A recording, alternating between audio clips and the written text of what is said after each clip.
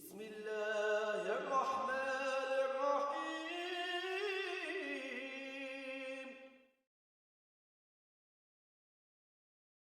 بسم الله الرحمن الرحيم.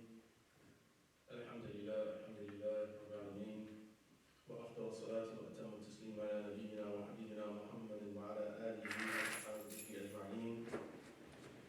اللهم افتح علينا فتوح العارفين ووفقنا توفيق الصالحين، وانفعنا اللهم بالقرآن والذكر الحكيم. اللهم علمنا ما ينفعنا وانفعنا بما علمتنا وزدنا علما وعملا متقبلا برحمتك يا أرحم الراحمين. اللهم إنا نسألك خير هذا اليوم فتحه ونصره ونوره وبركته وهداه، ونعوذ بك من شره وشر ما فيه وشر ما قبله وشر ما بعده، ولا حول ولا قوة إلا بالله العلي العظيم. سبحانك لا علم لنا إلا ما علمتنا إنك أنت العليم الحكيم. السلام عليكم ورحمة الله وبركاته. Alhamdulillah, we are today resuming our study of the text authored by Imam Shafiuddin al-Amriti, Taseel al-Waqat min al-Waraqat, which, as mentioned before, is a poem which is based off of the original work of Imam al-Haramain al-Juwayni, entitled Al-Waraqat, one of the most fundamental or sort of a primary text and a perennial text in the Islamic tradition related to Islamic legal theory and the jurisprudential foundations. The last time we met, we discussed the concept or the principle of ijma' or consensus. What is noticeable about this particular text of Imam al-Haramain and as well as Imam al-Juwayni is that there's no section or chapter in either work entitled the chapter of the Quran or the chapter of the Sunnah. And apparently the reason this is not the case is that it was taken for granted that any conversation about the foundations of Islamic teachings would automatically mean that any of the principles, any of the universal rules or axioms or we would say constructs, precepts which are presented in these works or this work, the original work in particular, that they would apply to one's reading of the Quran, one's reading of the Sunnah. As mentioned before, the science we call usul al-fiqh, the subject, or we would say that it is a science which pertains to two pivotal topics. One, we deal with the sources of Islam, and then secondly, we deal with source indications. That is to say, the Quran, since it was a book revealed in the Arabic language, that we have to interpret it according to the constructs and the context of the Arabs and the Arabic language of the time of revelation, and of course also of later times when we're dealing with texts from later periods. And so that is the first thing, that the sources, what are all the sources? One thing that discussed usually discussed at the beginning is the Quran itself. We talk about the definition of the Quran, and we talk about what makes the Quran authoritative. That is one of the discussions, a normal discussion which is had, and that was something, of course, we couldn't have because the nature of this book and the structure of the book is such that it doesn't really open us up to that particular discussion. So the commentary of the actual teacher would have to suffice for that. And then we come to the Sunnah, and then we would speak about what is the definition of the Sunnah and what makes the Sunnah authoritative. So for instance, with regard to the Quran, what makes the Quran authoritative is fundamentally because it is mu'jiz. Of course, after being kalam Allah, it is God's word, but also we call it is inimitable, that it is miraculous, it incapacitated the people of the time of revelation from producing the like thereof. and challenged them to do so and told them they would not be able to do so, and they were not able to do so. And that is fundamentally what makes the Quran authoritative. It was revealed from God, and the miraculous nature of it, and the fact that people could not reproduce it is proof that it was from God. But we know as well that the Quran that we have is the same Quran revealed to the Prophet ﷺ because of the way that it was transmitted. It was transmitted with Mutawaatir, with an unbroken chain and a multiple transmission, so many from so many people, so many in every single generation, to the extent that we would deem it impossible that these people agreed upon a lie, or there was some mass conspiracy that they created the book, all together, and they written it and then passed it down to us, So it's authoritative because it's from God, it's inimitable, and then most importantly, not most importantly, but also the fact that what gives us comfort or a degree of certainty that we still have that original book is the way that it was preserved and sent down to us. The Sunnah gains its authority from the Quran itself, that there are a number of verses throughout the Quran where Allah subhanahu wa ta'ala calls us to obey Allah and obey the Messenger. There are many verses calling us to do that. Now, in the absence of the Messenger in our presence, then naturally we obey the Messenger on the basis of what we believe to be his words, or the reports about his words. And so the Sunnah has three basic facets or basic functions. That the Sunnah is what is called a Sunnah mufassira, is interpretive. That the Sunnah itself has the function of clarifying any ambiguity in the Quran. For instance, the Quran says, Aqimu salat, establish the salah. The Sunnah gives us clarity on how the prayer is supposed to be performed.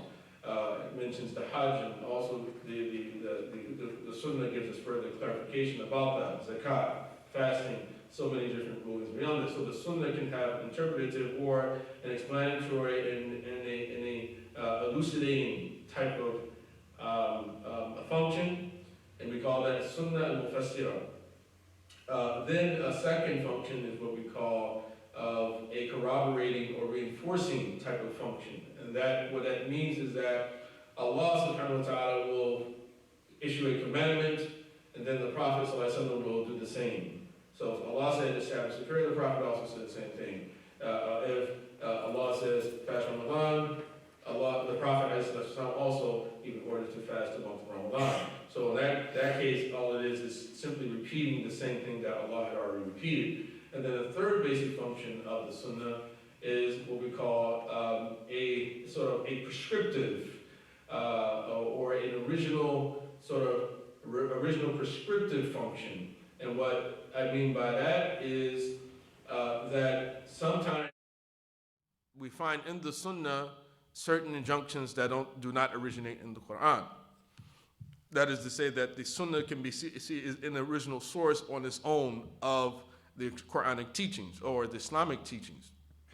That we call that Sunnah muasisa. The second we call Sunnah al-mu'akkida or muqarrira, and then we have the Sunnah al-muasisa, this sort of original prescriptive function of the Sunnah. So for instance, the Quran says, after Allah subhanahu wa ta'ala lists all of the women who are unlawful in marriage, وَأُحِلَّ لَكُمْ مَا وَرَاءَ ذَلِكُمْ, and anything beyond that is unlawful for you.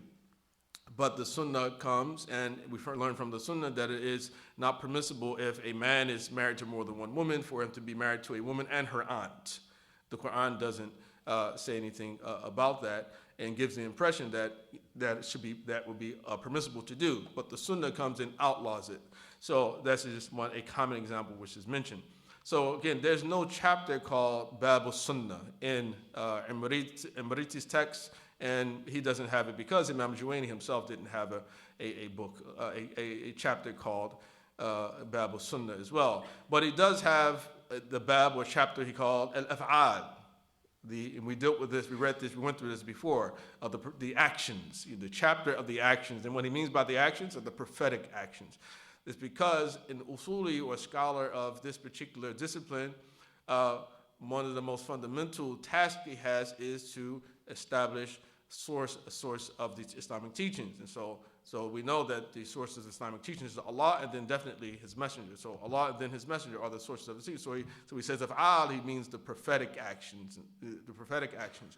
So this section today we come to is Bab al-Akhbar wa hukmiha, the chapter of reports. Because on one hand, we can speak about the prophetic actions and what particular actions of the Prophet are legislative in nature, prescriptive in nature, and which of them are just simply, part of an aspect of his humanity in the way that God created him in his disposition, wherein we're not expected to emulate the Prophet ﷺ, and that's what the Bab al-Af'al was all about. How should we sort of look upon the Prophet? Should we just emulate him in every single thing he does? You say, well, no, not every single thing. Some things he's allowed to do that others are not allowed to do. We're actually on page 38 for those who may be looking for the page. So the Prophet ﷺ, certain things he's allowed to do that others are not allowed to do. But some things he does, and we're not expected to even give it any religious significance. That is to say that, it's just the way Allah made him, that he has his own appetites and tastes for certain things. He didn't eat the lizard. Some Sahaba, they like to eat the lizard. So you don't have to emulate him and not having a sort of a dislike or lack of an appetite for lizards. Or if he ate frogs and you don't like frogs, doesn't mean you have to eat frogs, right? So there's actually a Sahabi who was known as Abi al-Lahm, the refuser of meat. He was a vegetarian, this Sahabi, believe it or not. Abdul ibn Abdullah, or maybe Abdullah ibn Malik. I remember that Imam al-Hakim mentions him in his Mustadrak. But there were some companions who didn't eat meat. They didn't eat meat, So a lot of times you hear Muslims say, that you have to. It's the Sunnah, as if it's haram for you to not eat meat. You have to eat meat. No, you don't have to eat meat, especially if you feel the meat is doubtful. At any rate, the akhbar, the chapter concerning bayanul akhbar, the clarification of reports. Because one thing is how we envision or view the Prophet ﷺ and our attitude about emulating him. But then the second thing is that, how do we know when something reported about the Prophet is truly something that he said or he did or he approved of? So this is fundamentally what this chapter is all about. So he says, وَالْخَبَرُ اللَّفْظُ الْمُفِيدُ الْمُحْتَمِلُ صِدْقًا وَكِذْبًا مِنْهُ نَوْعًا قَدْ نُقِلُ. The report is a wording conveying a meaning that includes the possibility of veracity or falsehood, and one type of it was transmitted. Now, what he means by this is this. Some type of statements in language are declarative, descriptive, and others are prescriptive. And we talked about this before, some time ago. The scholars, they divided expressions of words into what we call khabar and insha. So if, like for instance, if I say to you, stand up, get down, that's a prescription. But then there are others, or just simply khabar, just giving a description that Salik is a handsome man, right? so it's Salik Wasim, it's a descriptive statement, but that descriptive statement can be falsified, right? So I say a report is subject to being declared true or false. That is what a report is, something which it can be or descriptive clause or statement, or is something which can be subject to truth or falsehood, or proven true or falsehood, or proposition, we say, like in logic, as well. You make a claim, we can actually falsify, that Salik may not be handsome, right, to some people, right? Or that may just be a very subjective type of judgment to make. because people have different standards for beauty, as we know. At any rate, that's fundamentally what he's saying. He starts there, so understand a report, so think of it as hadith can be sahih or keep it da'if, it could be mawdu', it could be sound, it could be weak, it could be fabricated, right? It could be hasan, it could be fair. And so والخبر اللفظ المفيد محتمل صدقا وكذبا منه نوع قد نقل تواترا العلم قد أفاد وما عدا هذا اعتبر آحادا. So, and one type of it was transmitted by multiple continuous chains conveying definite knowledge, other types than this being considered isolated. So some reports are what we call Mutawaatir, indisputably authentic, indisputably verified reports. Like if you've never been to Mecca before, you know that Mecca exists. Why? Because there's so many people who've been there before and they've come back and they told us about it. I don't have to go to Mecca to know that Mecca exists, or know that Baghdad exists, or that Rome exists, right? We call it khabar mutawaatir. So many people from so many people from so many people have told us for every single generation who's visited this place that this is a place on the earth, right? It exists, right? Khabar mutawaatir, right? So some reports are of that level. Other types of this being considered isolated, or ahad. Others are pretty much, we say, not definitive. That these reports originate from small numbers of people. Sometimes those people are reliable and trustworthy to the point that we can, have relative comfort that it probably is true, but there's still a certain degree of doubt about whether or not that thing actually occurred. So let's say that, say for instance, there's a claim made about someone killed another person, and there was one or two witnesses who happened to be the enemies of that person who they're accusing, right? So it's like, well, perhaps so-and-so did kill so-and-so on the basis of the testimony of his foe or her foe, but there's a possibility that it might not be true, right?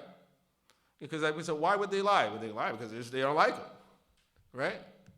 Or like so many other people are accused of things, So khabar wahid, and then often, like in regular news reports, you have often khabar wahid, and then it becomes, it gets the image of being mutawaatir when in fact it's not. We say like the Associated Press, they're sort of borrowing from different, like one or two news broadcasts and spreading it around, and people think, oh, well, it had to happen because the Associated Press. So no, well, what's the source of the information? One person, who's the person? Well, we can't divulge that information, right? So khabar wahid. So some reports are mutawaatir. It's like they're undeniable. You can't deny the veracity of them. Others are like, well, it might be true, but it might not be. So like conspiracy theories, right? فأول النوعين ما ورواه جمع لنا عن مثله عزاه. The first of the two kinds is that which was narrated by a group to us from a similar group that traces it back to the Prophet, peace and blessings be upon him. So as to say, mutawaatir is a report that, as defined, is a report that a large group of people whose number lead us to deem it impossible that they have colluded upon a lie from another group of people of a similar characteristic, from another group of people of a similar number and characteristic, from the beginning of the chain all the way to the end, right? And so we call that khabar mutawaatir. And this particular characteristic, this is how we describe the Quran, that the Quran was revealed, was transmitted and preserved in this fashion. So many people from so many people from so many people that in every single generation, there's so many of them that it's impossible for us to conclude that these people just sat in a room and there's this conspiracy to sort of concoct the book of God. And so we have confidence that such a thing didn't occur because of the way that it was transmitted to us. Now, this is not the case of most of the hadith of the Prophet ﷺ, or even the hadith of other peoples, especially in history. In history, scholars were much more lax when it came to the stipulation of credibility of narrators and the number of people and things like that. But in the hadith of the Prophet, their conditions were a bit more stringent. So there's a minority of the hadith are mutawaatir. The majority of them are ahad, right? So meaning they are not definitive. We don't have 100% certainty that they're the words of the Prophet ﷺ, or descriptions or reports about something he did or approved of, right? That is to say, we might have 70% certainty or 80% certainty or even 99% certainty sometimes, but we don't have 100% certainty with regard to most of them, the overwhelming majority of the hadith. But there's a small minority of them which are considered to be, by many scholars, or at least claimed, like Imam Suyuti had a book where he collected about 111 hadith, which he considered to be, we call Mutawaatir, even though scholars have contended that he really, the claims were false claims in a number of cases in that book. So it was even lower than that number. So he says, so the first of the two is transmitted in this way. The first of the two is Mutawaatir. وَهَكَذَا إِلَى الَّذِي عَنْهُ الْخَبَرْ لَا بِاجْتِهَادٍ بَسَمَاعٍ أَوْ نَظَرٍ. So the first of the two kinds is that which was narrated by a group to us from a similar group that traces it back to the Prophet, and continually this way to the one with whom the report originated, not by means of rational exertion, rather by hearing or seeing. Meaning that the report has to be based upon experience. That the individual, the first people, the people who are actually making the claim, are people who actually witnessed the event. Either they heard it, they felt it, or they saw it, right? Not just simply, okay, well, the bunch of people reported that one person said, right? Yeah, we can say that all these people that can claim that can verifiably say that so-and-so said that, but he can't necessarily verify that the actual incident occurred because he's the only one who is reported to have claimed it. So it can't be on the basis of ijtihaad. It has to be based upon what we call sama'. كل جمع شرطه أن يسمعوا والكذب منهم بالطوات يمنعوا. And it is a condition that each group should have heard the report, and their conspiring to lie together is impossible. Right, so again, still talking about Mutawaatir, that the number of people at their locations, you have people from Mecca, people from Medina, people from Syria, people from Damascus, from Kufa, from all these different places, and they're saying, and they're all reporting the same thing. They never met before, right? But of course, there's a source that they get their information from, or a number of sources they get their information from, and then it becomes widespread, and so it becomes impossible that they conspired to lie. ثانيهما الآحاد يجيب العمل للعلم لكن عنده ظن حصل. The second of them is the isolated report, which makes incumbent a deed, but not definite knowledge, for a supposition occurred with it. What this means is that, for one, the ahad not being mutawaatir makes it make it something which produces less certainty. Doesn't produce 100% certainty. Now, although it doesn't give us 100% certainty, it still becomes binding upon us to act upon it if the transmitters are considered to be trustworthy. Right. So that's when he says yujibul amal. He says that la yujibul ilm, it does not produce certain knowledge. Walakinnahu yujibul amal, rather, but it does produce or makes it binding to act upon it, and with the condition that the transmitters are reliable. And so the scholars, they get this idea from the very fact that when we look at the subject of court testimony, a shahada, that, like for instance, in issues of crime, like for zina, illicit intercourse, there are 4 witnesses. In other crimes, 2 witnesses are stipulated. That Allah subhanahu wa ta'ala has made this the criterion, or the standard that by which we have to adhere when we are trying to substantiate that certain crimes have happened. You know, the two upright witnesses have witnessed the person steal. They reported, and the person get his hand cut off in a situation like that. So is that now? Is it possible that they lied, that they conspired? Yes, it's possible. In spite of that, Allah subhanahu wa ta'ala made it binding on us to follow it because the people generally are known to be upright and righteous. You know, so not any witness, it can't just be anybody comes out and say, yeah, well, you know, so-and-so did this. No, it has to be someone who has a reputation for being truthful, being honest, being a person of integrity. And those two people, when they come and they testify, then yes, you know, similar to zina, it's like 4 people. Is it possible that they got together and say, well, we just want to get this guy in trouble? You know, like happens often when it comes to like, you know, sort of organized crime, and a lot of people, we can't get them, you know, Al Capone, they got him a tax evasion in the end. And I'm not saying that Al Capone wasn't a threat, but, you know, but it's like, you know, they come up with these different ways to imprison people, you know, they come up with gang injunctions, you know, you can get these additional time because you're associated with a gang. You know, you can do a regular crime like anyone else does, but because you are a member of a gang, it's worse for you. You get more time. So even if you get the first sentence lifted, then you have to go to court and have the other number of years sort of lifted from your sentence. You know, and that usually takes a long time. So basically, the idea is that when people are upright, then yeah, we act upon it. So basically, they're saying that if Allah subhanahu wa ta'ala has made this the standard, then if the narrator made a mistake, that's not our problem. This is fundamentally what we're saying. So this is in terms of matters of praxis. It's not talking about matters of belief and matters of practice. So this is why in fiqh, like in the madhahib, the schools, they say, yeah, well, I can follow the rulings of the imams, right? Even though it's a possibility they're wrong, right? There's a possibility they're wrong. Well, Allah didn't say that I had to have 100% certainty that something is correct before I act upon it. Rather, if anything, he told me do the opposite, that I can have near certainty. That's all I need, is a predominance of certainty, right? Like 51%, 60%, that's all that matters.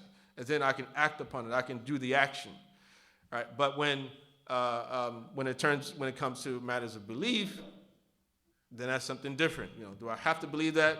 Well, the source of that belief is, you know, it's not Mutawaatir, right? That's a tentative faith, you know, it has to be based upon something which is Mutawaatir. ثانيهما الأحاد يجيب العمل العلم لكن عنده ظن حصل, right? And then he goes on and he says, and it should say لمرسل, not لمرسل.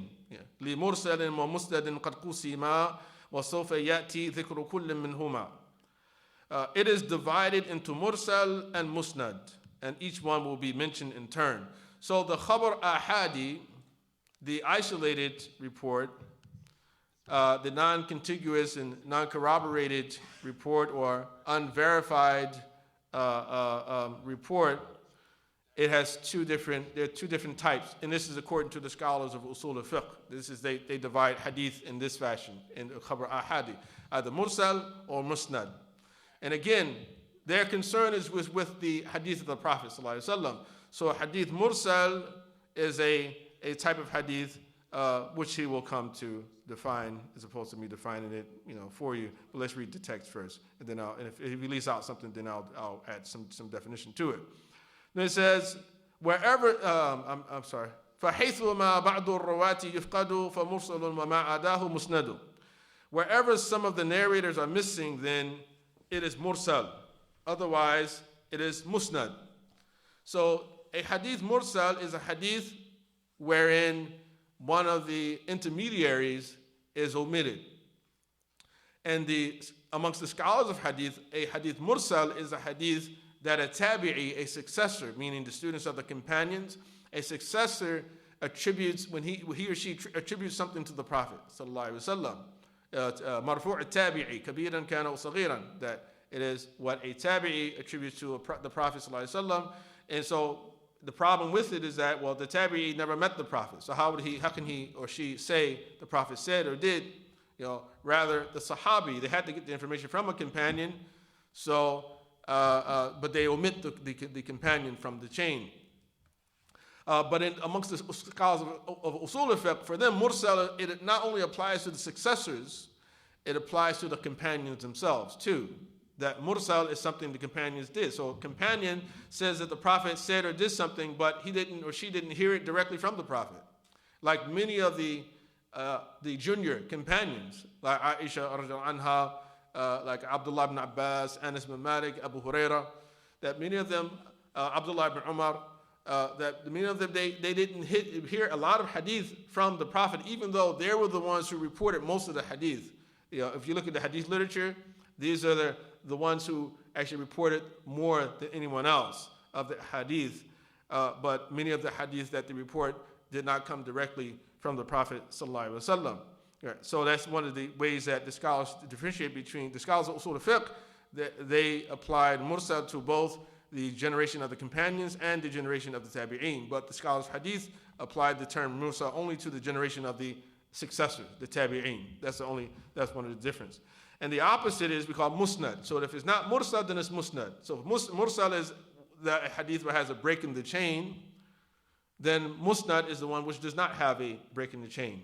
Or as Imam al-Hakim and Nisaburi said, musnad al-muttasil al-marfu'. It is the hadith which is connected chain and goes all the way back to the Prophet.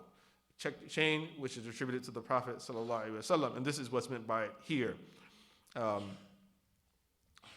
فحيثما بعض الرواة يفقد فمرسل ما عداه مسند للاحتجاج صالح لا مرسل لكن مراسيل الصحابي تقبل. Wherever, it is divided into mursal and musnad, and each one will be mentioned in turn. Wherever some of the narrators are missing, then it is mursal. Otherwise, it is musnad.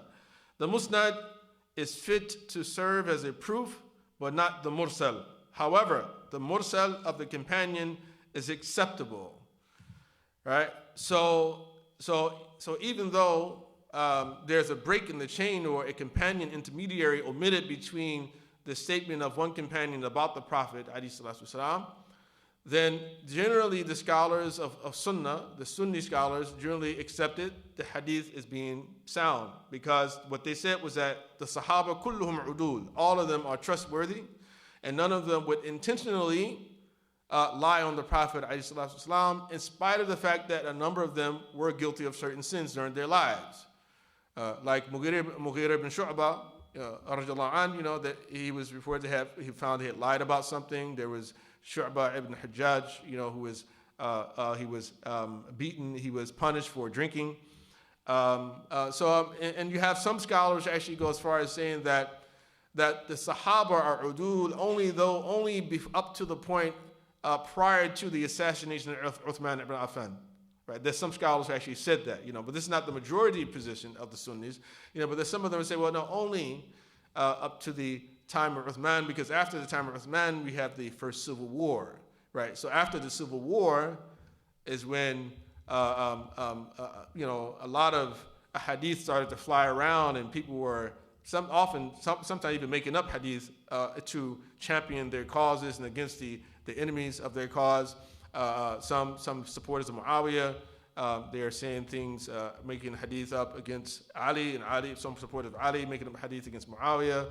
And this actually continued for some time, and even into the time of the madahib, the formation of the different schools of Islam, where you have certain members or fanatical members, adherents to certain schools, making hadith, Shafi'i scholars making hadith up against Hanafis, Abu Hanifa, some Hanafis making hadith up against Imam Shafi'i, for and against. You had this occur, so hadith fabrication is fundamentally what led scholars to actually look for a way to authenticate and weed out the fabrications. This is why it became necessary.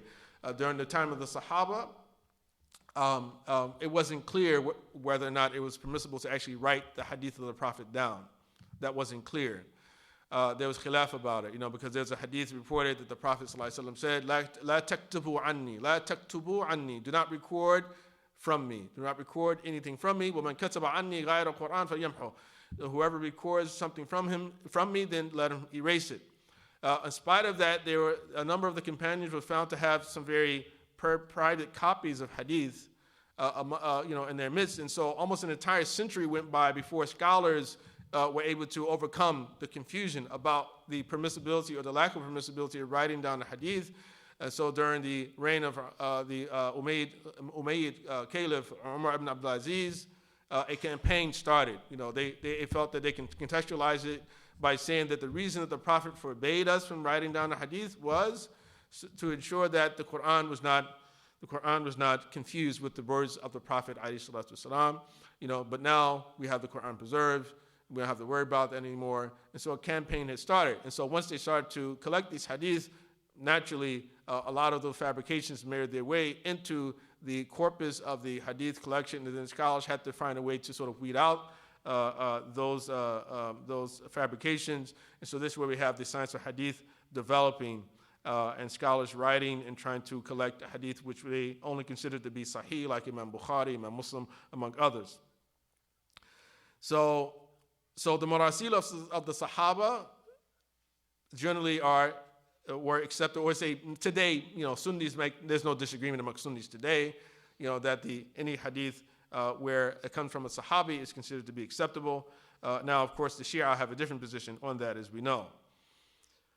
Then he says, كذا سعيد بن المسيب اقبال في الاحتجاج ما رواه مرسلا. Thus, Sa'id ibn al-Musayyib made it accepted as a proof that which he narrated as a mursal. I'm not totally sure if I would translate it that way. كذا سعيد بن المسيب اقبال في الاحتجاج ما رواه مرسلا. So I would translate it as thus accept whatever Sa'id ibn Musayyib relates as a source of proof, or as something authoritative. That is to say that Imam al-Shafi'i's position was that no hadith which had a broken chain should be accepted as a valid proof, except for in certain situations.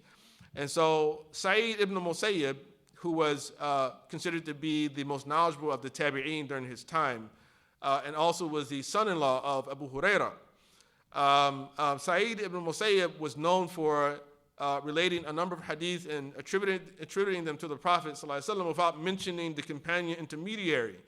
Imam al-Shafi'i said, once I did my research, I discovered that every single hadith where Sa'id ibn Musayyib has related and has left out the companion intermediary, that actually who it was Abu Huraira, and so he found them to be connected. So any hadith from Sa'id ibn Musayyib where he says that the Prophet ﷺ said or did something, Imam Shafi'i considered them to be acceptable.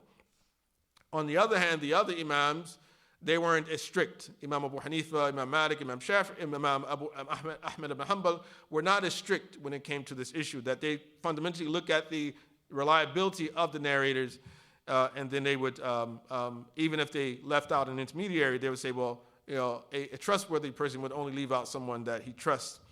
And so they would accept a hadith, generally speaking, with a little bit more nuance than that between the groups of them.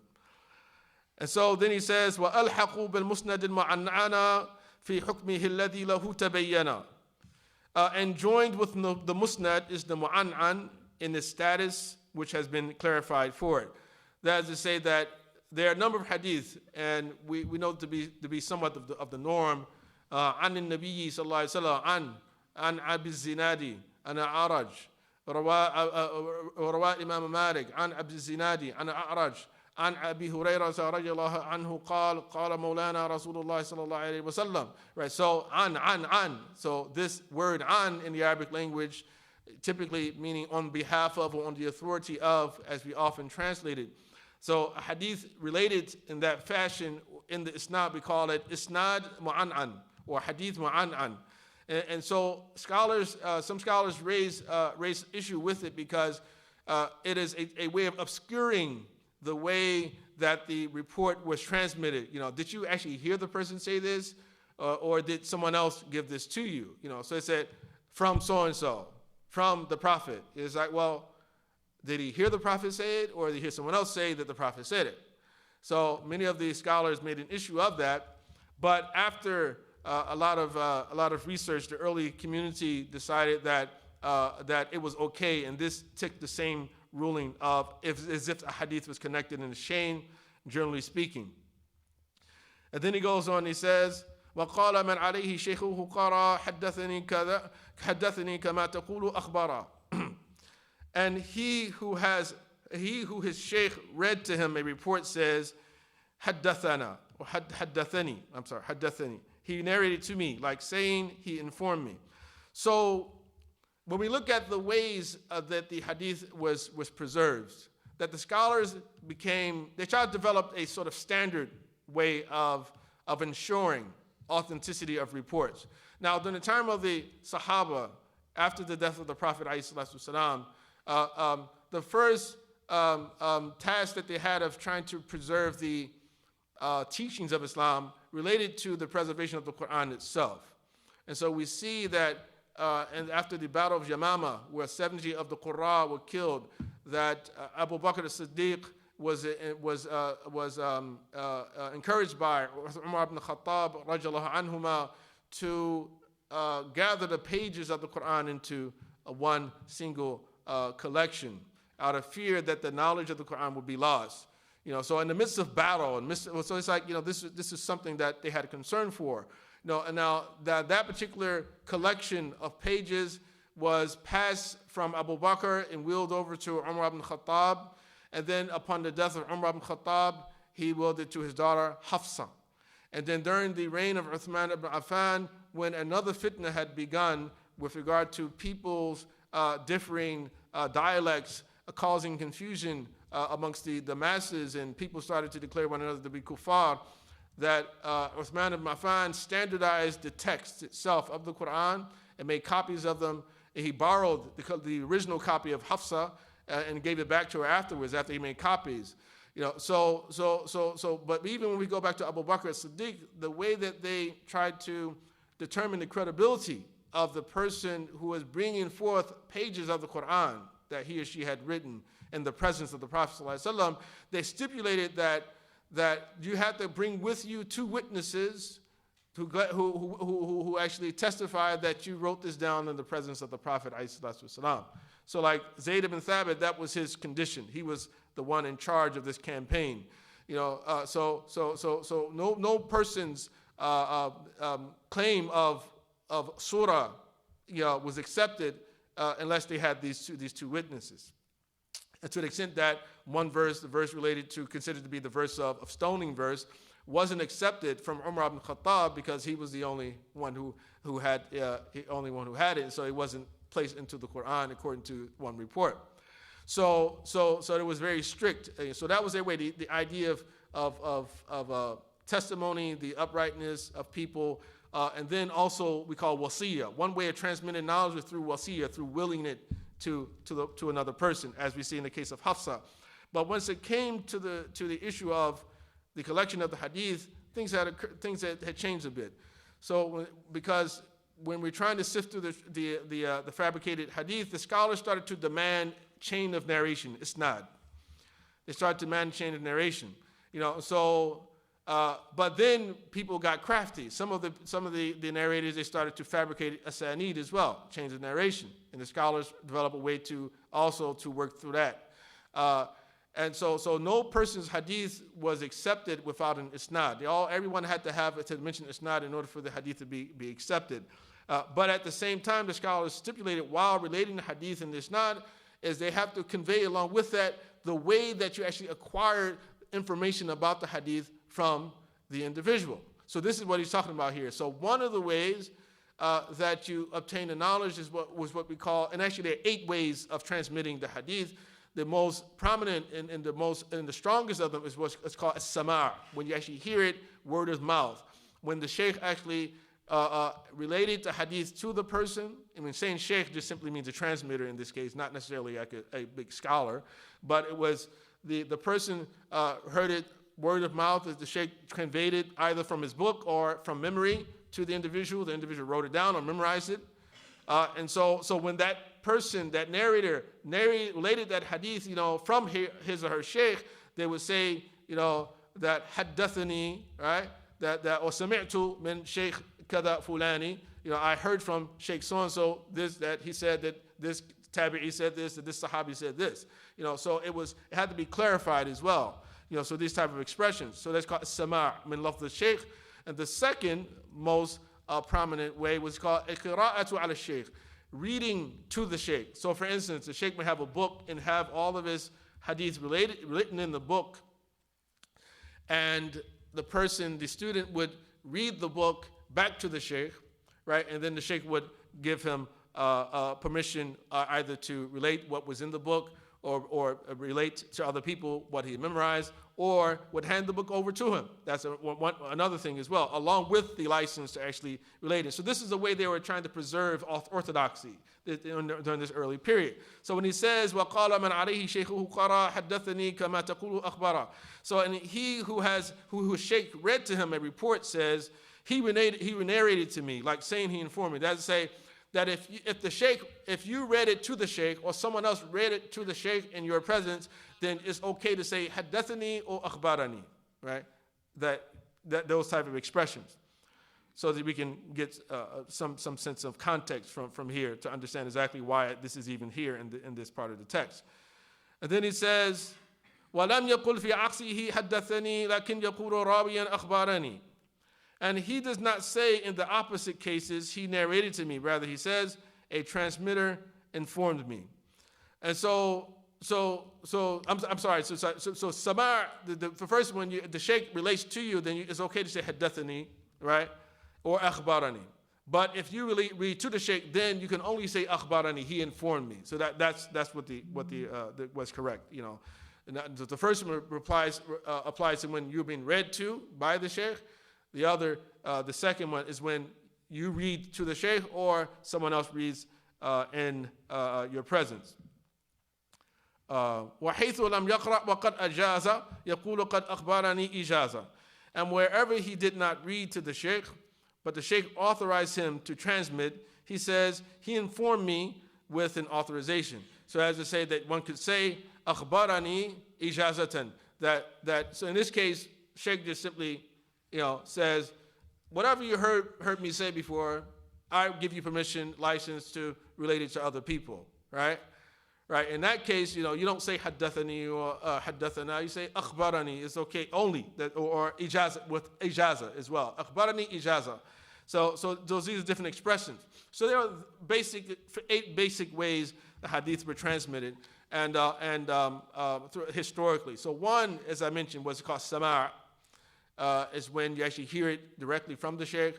The second, al-qira'ata ala shaykh, reading when reading back to the shaykh, which is also called in Arabic al-ard, ayn or dad, when you actually exhibit the narration to the shaykh. These two are agreed upon and acceptable by the scholars. Those 2 ways of relating the hadith. A third way of relating the hadith was we call ijaazah. Right? And so we all are familiar with ijaazah anyway, right? That's probably the most popular thing we hear today. It's like ijaazah, right? But ijaazah realistically was not agreed upon as being acceptable by the early community, you see. The Zahiris actually, Ibn Hazm himself actually goes so far as calling it a bid'ah, calling it a heresy, that ijaazah, when you say like, I give you permission to relate from me everything that you heard from me, that he considered it to be a heresy. That a number of other scholars, Ibrahim al-Harbi and some other scholars as well, also had a similar view along these lines. And there are 2 types of ijazah. Well, there are a number of different forms of ijazah, but there is what is called ijazah to riwayah, and which is what we're talking about here, the license to narrate something. And this is fundamentally what they were talking about. But then there's also what we call ijazah to ad-diraya, a license given to one in light of the mastery of a particular discipline or science.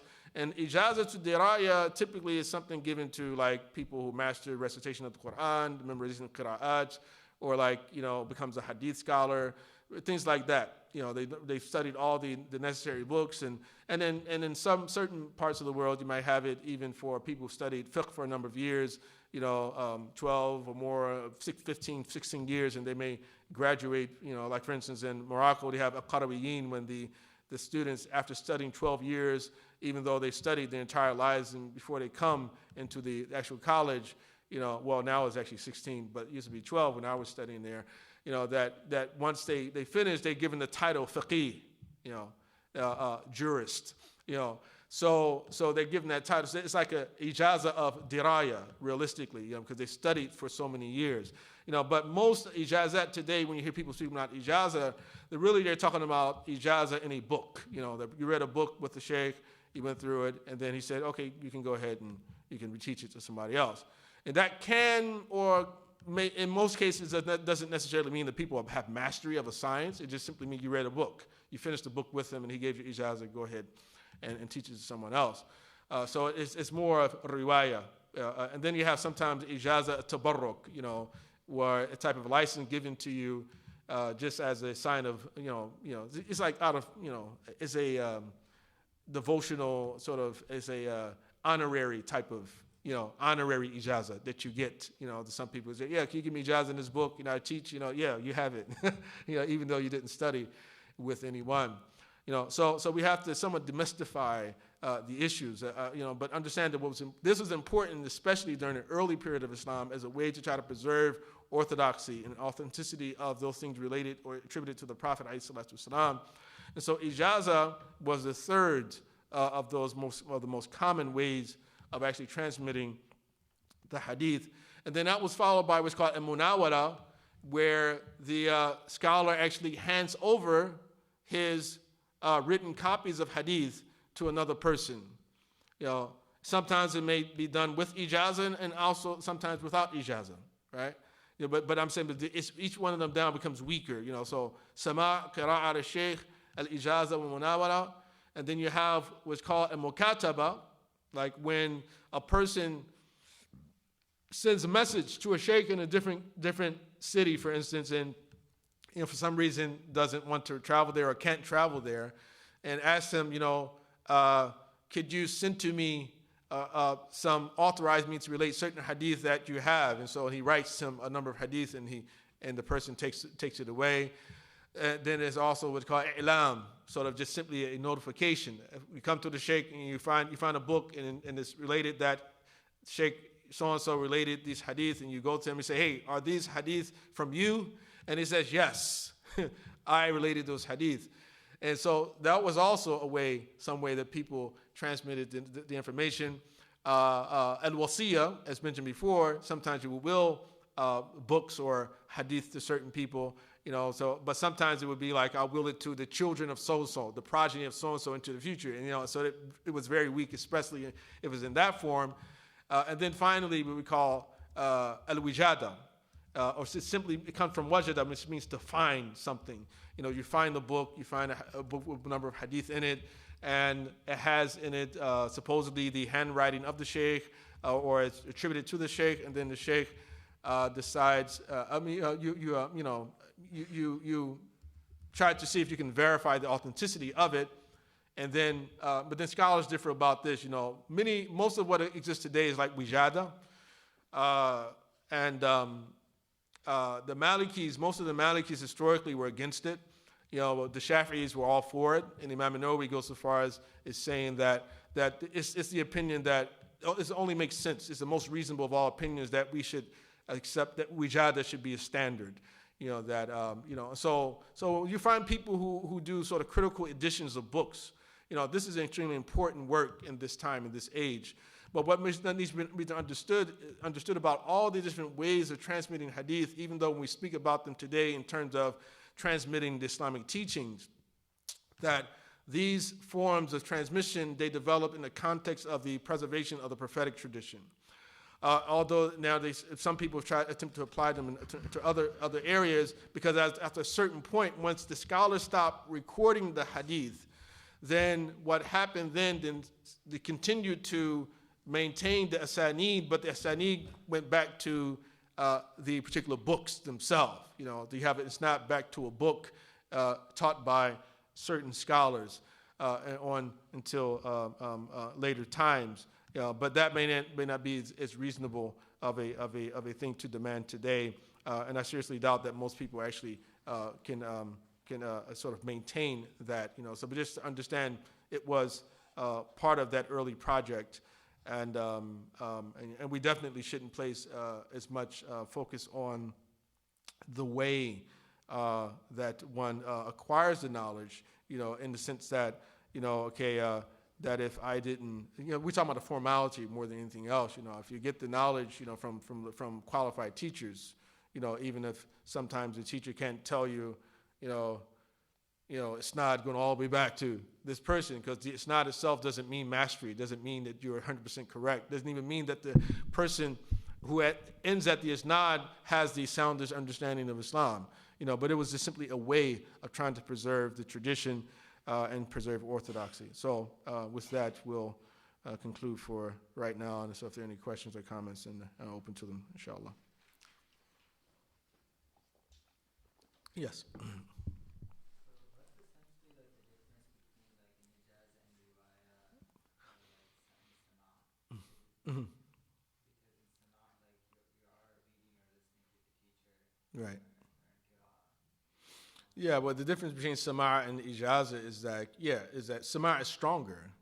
So if I hear you say it, if it's like, think about Sahabi heard the Prophet say it, right, sallallahu alaihi wasallam, but then another did not hear him say it.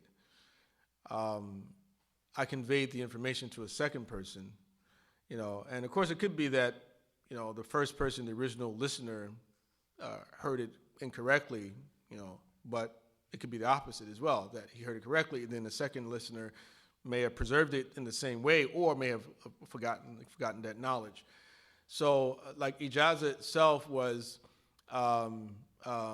because it was impersonal, an impersonal type of lesson, the scholars deemed it to be have a weaker in strength, because the teacher himself may have not have directed the comment towards the person who's taken it by ijaza. He may have directed a comment or a statement towards a student because of an experience or sort of a history that they have, and knowing that the student will understand context, among other things, that come with the actual statement. And that's one of the issues as well, that that what's got lost. I believe that every single hadith of the Prophet has a particular context. Unfortunately, the context of most of the hadith has not been conveyed to us, from that early period, and largely probably because it took them so long for them to take on the task of trying to preserve the hadith of the Prophet ﷺ. Just the very hadith of "don't record from me." That hadith itself, it was popular, passed around, and people understood it. But what was lacking was context, you see, and that's why there was confusion. Because that's like, well, he said that, but the Sahaba had their own hadith collections, and and so can we do it? Can we not do it? Until eventually they created context. It's like, well, we believe the context was this: that the Quran was being revealed. He was still alive, and he was saying things, that Allah was saying things, and he didn't want people to think that something Allah said was something he said, and vice versa, right? So that, it makes sense. So that sort of creates context for that hadith, But many hadith, man baddala deenahu faqtuluhu, whoever changes his deen, kill him. Kill whoever changes his deen. It's like, well, I believe that has context. You see, because especially when it's like, well, okay, certain people who left Islam were killed. Certain people who left Islam were not killed. So why were those killed and others allowed to live? Context is lost. You understand? And so scholars historically have grappled with trying to find the appropriate interpretation to a lot of issues that have arisen historically. And so so see, the issue of ijaza, is considered weaker than the issue of sama'.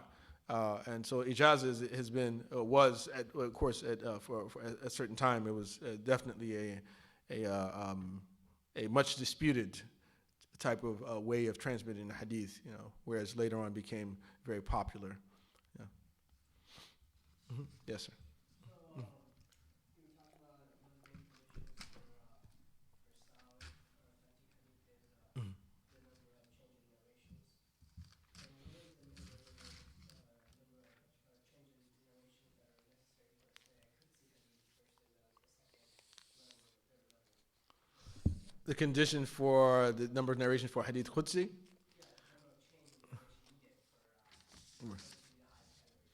Yeah, well, Hadith qudsi is not the highest category of Hadith to start with. I mean, Hadith qudsi is that particular classification of Hadith is qudsi, a divine Hadith or sacred Hadith, is only called that. That falls under the category of Hadith with relationship, with respect to who the Hadith is attributed to. That in itself doesn't necessitate that the Hadith is sound or authentic. Just because it says Allah said it doesn't mean the Hadith. Many of Hadiths are Hadith qudsi are not weak, not even Hadith. Some are fabricated. Some of them, they can be Sahih, Hasan, or Da'if. Yeah. But the highest level of Hadith we call Mutawaatir. Right. So this is what we're talking about. Now, Mutawaatir, that the scholars differ about. The Malikis don't themselves. The only thing the Malikis say is that 4 is not enough. 4 narrators is not enough in order to establish Tawatur. But it begins beyond that. Thank you. It begins beyond 4. And the true criterion for that is, for Tawatur is that doubt is removed, that the people have conspired. Right? So whatever number that is, in each situation may differ. One situation differs from another. As sometimes it may be 100, sometimes maybe 70, sometimes maybe 15. It depends. But scholars have attempted to try to give a particular number, and they have all these disagreements. Some say, even like in ijtihaad, like a single mujtahid's opinion is enough in order to establish ijma', the issue of consensus. But Tawatur is a little bit different from that. But just to understand that that it has to be more than 4. It has to be more than 4. Beyond that, there's all types of disagreements about it. So I'm just going to take one question from the from online. One question says, do both categories of hadith, Mutawaatir and Ahad, have sound transmitters till the present day? Yeah. Mutawaatir, all Mutawaatir hadith are sound. All of them are authentic. Any Mutawaatir hadith is, kullu Mutawaatirin sahih, wa laysa kullu sahih mutawatiran. Every Mutawaatir hadith is sahih, but not every sahih hadith is Mutawaatir, right? The sahih hadith is called sahih because it's ahadi. If it's Mutawaatir, we just call it Mutawaatir. We don't even have to call it sahih because it means that automatically.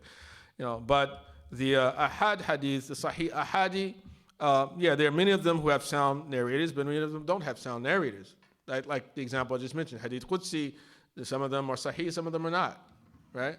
And that applies to hadith attributed to the Prophet or attributed to the Sahaba or the Tabi'een. All of those hadiths, they can be sahih, hasan, or da'if. All of them are possible, but they still fall into the category of ahad. And then a follow-up question to that was, do hadiths allow ijtihaad? Ahad hadith allow ijtihaad? Or another way to put that in plain English for people, is it, if the hadith is not mutawaatir, is it okay to interpret? Is it open to interpretation? Well, any hadith, when we start talking about hadith ahad or mutawaatir, we're not talking about the indications, the linguistic sort of, the construct of hadith, the words of the hadith and how you interpret it. We're talking about the strength of transmission, how the issue of verification, authenticity of the report. Is it true? Was it actually said? Right? That's what we're talking about when we divide the hadith into mutawaatir, ahad. When we speak of interpretation or ijtihaad, we're talking about interpretation. So an expression which is open to interpretation can be interpreted, right? But if it's not open to interpretation, then it can't be. It's not subject to ijtihaad. La ijtihaada ma'a wujud an-nass. There's no ijtihaad if the expression is explicit, right? So that's what the difference will be here. So it's just understand that when you're speaking of ijtihaad, you're speaking of interpreting an expression which is ambiguous. Any other questions from the floor? Yes, Anwar. Mm-hmm. No, go ahead, Anwar. Yeah, you're first.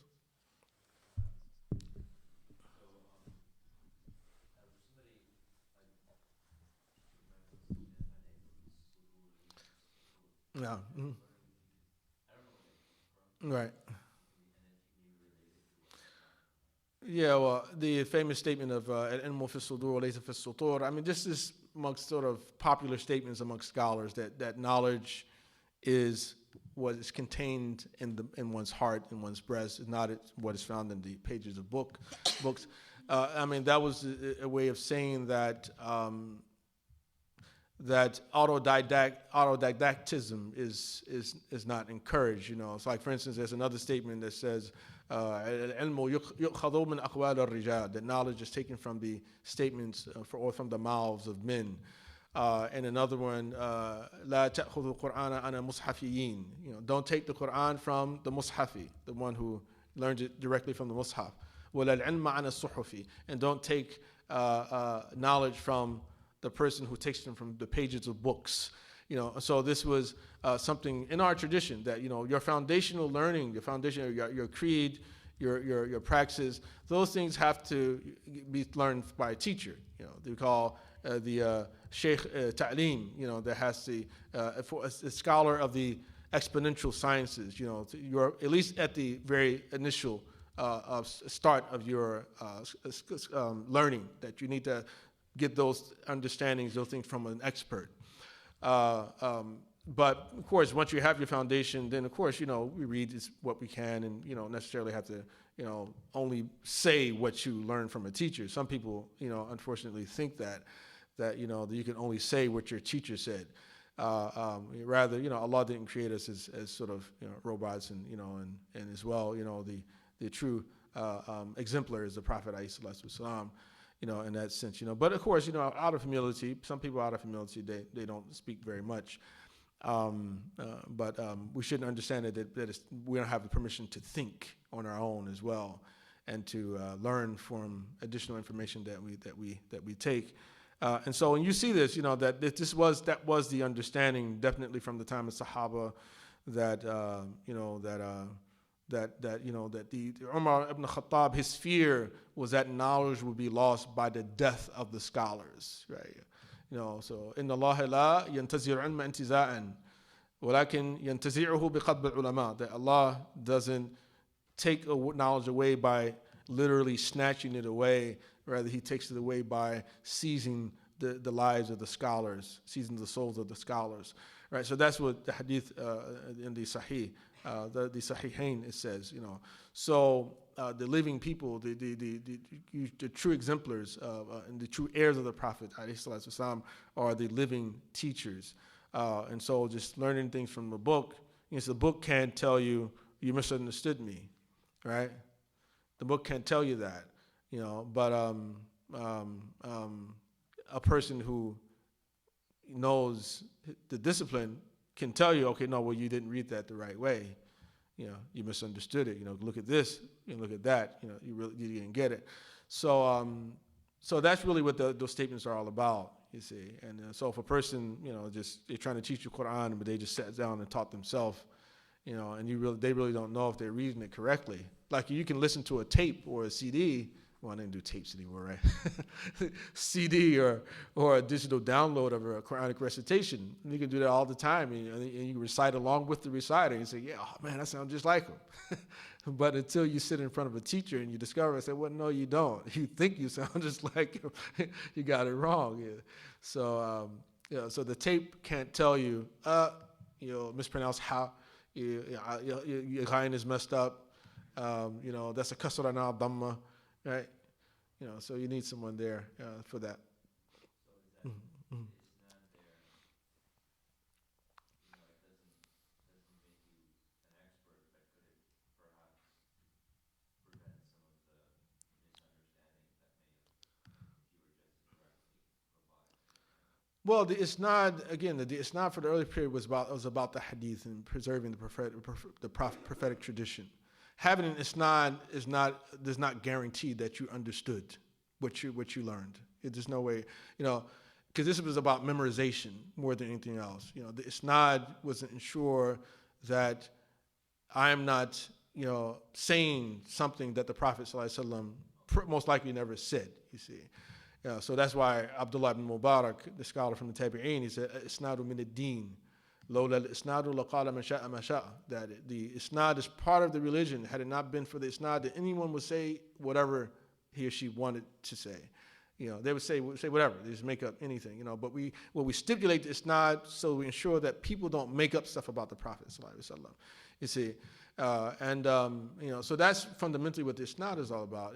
So the statements of like the knowledge being in people's breasts as opposed to being the pages of the book, that is just simply about the importance of having a teacher, to learn your basics of Islam.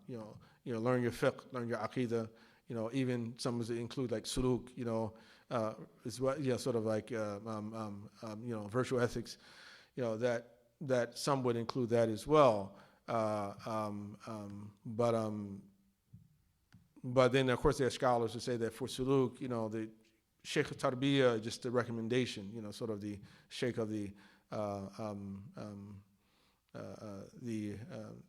sort of esoteric and the experiential sciences, it's a recommendation, for some scholars, and some recommendation for some people and an obligation for others, But for the exponential sciences like law and creed, say you have to have a scholar teach you your foundational teaching for that, and that's whether or not they have this issue. They can tell you isnaad or whatever, things like that.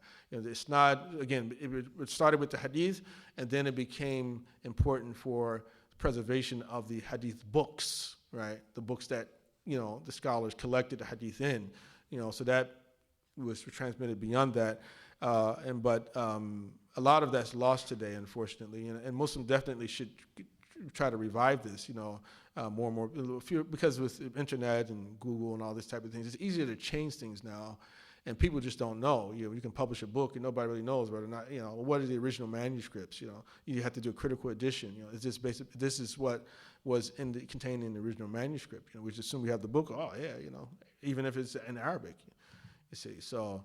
Of course, there's some people who are still concerned with this, but I think that fewer and fewer people are having that concern, that particular concern anymore, outside of a lot of like Orientalist type of non-Muslims who do that type of work.